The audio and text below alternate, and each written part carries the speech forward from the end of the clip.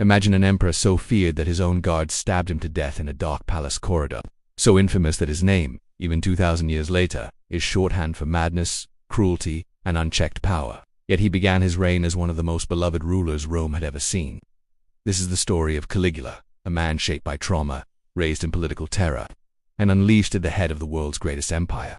Caligula was born in AD 12 into Rome's most powerful family, the Julio-Claudian dynasty. His father, Germanicus, was a legendary general, adored by the Roman people and seen as the ideal successor to the emperor.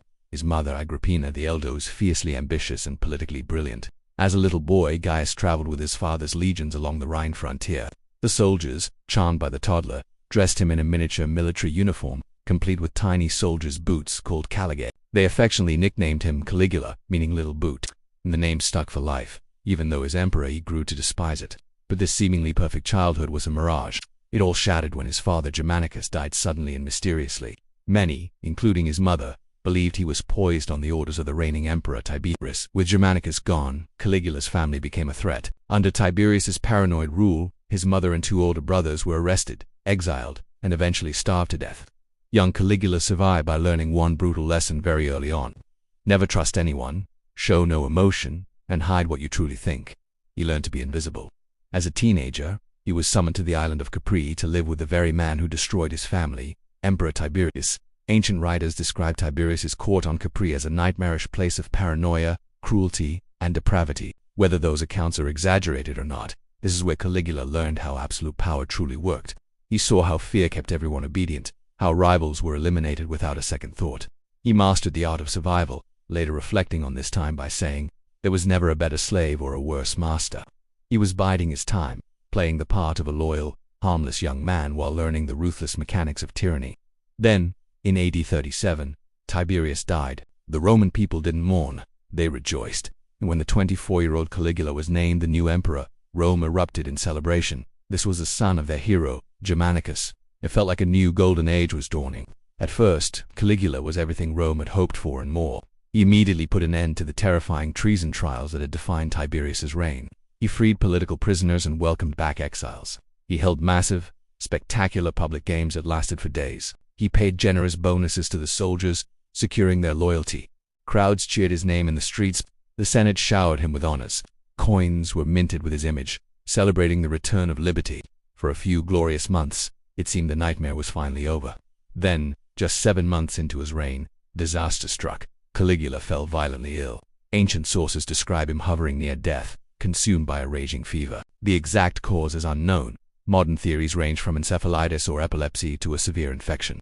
But the entire empire held its breath. He survived, but according to the historians of the time, the man who recovered was not the same man who fell ill. Something had changed. Whether it was the result of brain damage, the reawakening of deep psychological trauma from his childhood, or simply the intoxicating effect of absolute, unquestioned power, Caligula's behavior shifted dramatically in terror. The beloved young ruler was gone, replaced by a tyrant. He began executing close friends and allies, often on a whim. He started forcing senators, the most respected men in Rome, to run for miles beside his chariot like common servants. He openly mocked Rome's most sacred traditions and institutions. And then came the most shocking demand of all. He declared himself a living god. He began building temples to himself and ordered his statue to be placed in the Temple of Jerusalem, an act of sacrilege that nearly sparked a massive rebellion. For the Romans, who traditionally viewed the worship of a living ruler as the ultimate sign of tyranny, this was an unforgivable offense.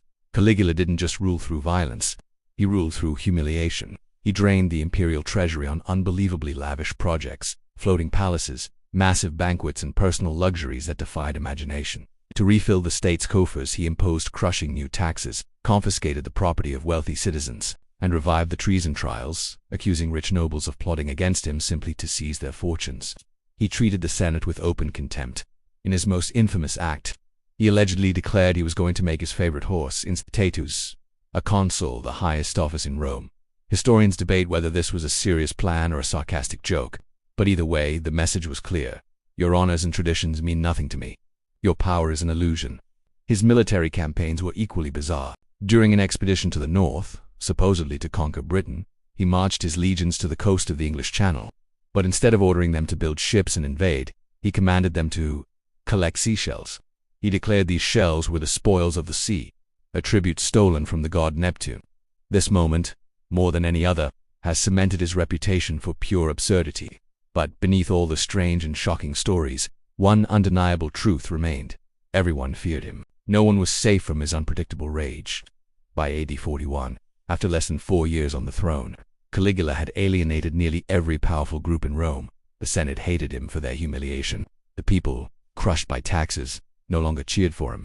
And most critically, he had lost the support of the Praetorian Guard, the elite soldiers whose sole job was to protect the emperor. They saw him not as a leader, but as a dangerous liability. During the Palatine Games, a group of conspirators, led by officers of his own guard, decided to act. They cornered Caligula in a secluded palace passageway and stabbed him to death.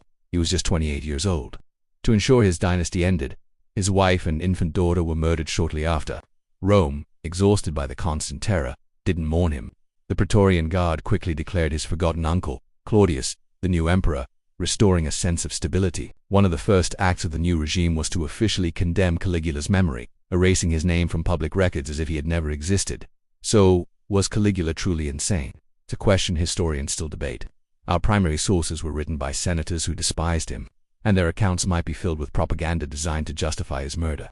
Stories like the one about his horse may have been exaggerated to make him look ridiculous, but even if we strip away the myths, the story of Caligula reveals a timeless and terrifying truth about what happens when absolute power is given to a person broken by trauma, with no one to hold them accountable. His short, brutal reign is a chilling reminder that tyranny doesn't always begin with evil intentions. Sometimes, it begins with applause. If you enjoyed this deep dive into one of history's most infamous rulers, hit that like button, subscribe for more cinematic history, and turn on notifications so you never miss a story from the ancient world. Now, I want to hear from you. Who should we cover next? Nero, Commodus, or Julius Caesar? Drop your vote in the comments below, and I'll see you in the next chapter of history.